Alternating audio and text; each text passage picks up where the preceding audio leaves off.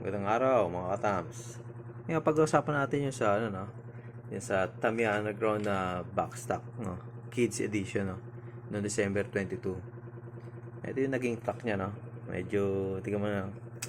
Ito yung start. Tapos liko, tabletop, liko, tapos yung paakyat no. Akyat yan dyan. Tapos slope up, diretso, liko, slope down. Liko, change lane, tapos liko, diretso, liko, straight, tapos slope. Slope yan, diretso, liko, ayun. And bali yung track na ginamit nila no, ratratan yung takbuhan no. Na makita mo halos puro diretso akyatan. Tapos mga tabletop. Yun nga lang dito lang yung talaga yung ano no. May slope dito. Yan. Ito yung kanya actual no. Actual track no. Yan.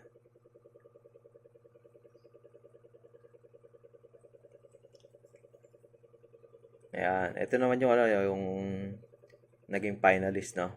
Isang Mac Frame Black Special. Isang Mac Frame Black Metallic. Tapos yan, Koala Racer GT no, FMA. Lahat sila puro FMA no.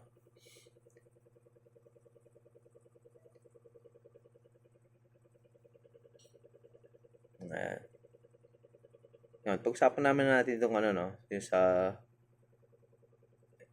Mac Frame Black Special. Yeah, kasi medyo ano natin no, rare na. Kasi wala ka na mabibili na ano na sa store no. Meron din sa store pero medyo mataas na rin yung price no. Sana mag-reissue ulit ito no.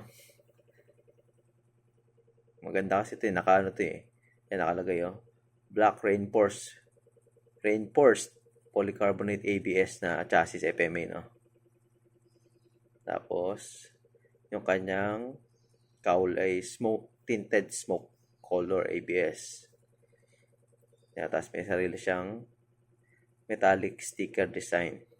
Tapos yung kanyang A-spoke na mags ay naka matte gold color no.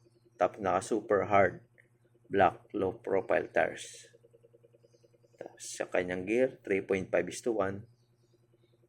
Ayun.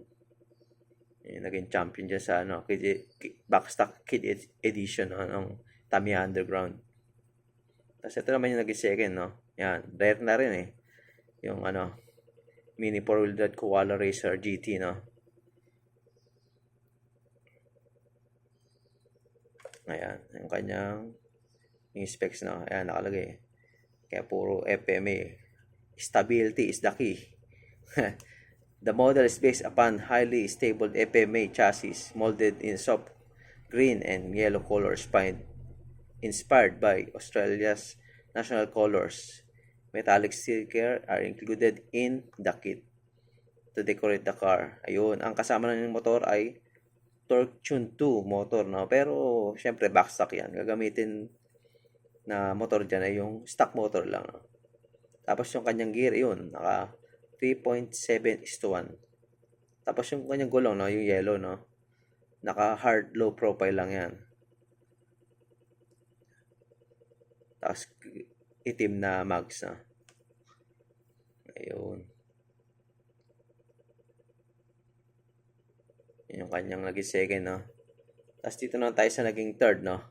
Ito medyo ano pa sa market, marami pang labas Yan, yung Mac Frame Black Metallic no. Ayan, ito yung kanyang specs no. Ayan. Naka ABS resin, metallic gray. Ayun, naka super hard, small diameter low profile tires black no. A-spoke wheels white.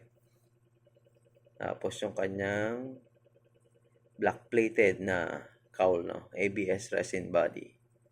Gear ay 3.5:1, tapos 13mm rollers. Yan, halos kamukha naman siya ng ano no, yung regular kit ng Mac frame. Pero syempre, ang ano dito, yung kanyang call, no? Black metallic. Ayan. Nakakatuwa. So, meron ng mga next generation ng mga ano, no? Mga Tamiya Mini 4-wheel Tamiya Mini 4-wheel drive racer, no? May mga next generation na yung mga bata. Kasi yung backstock yun.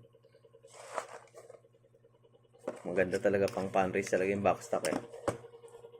Tsaka, syempre yung mga ano, nag-enjoy na yung mga bata, nag-enjoy din yung mga magulang. Ayos yung ganyan ano, yung mga event. Maganda.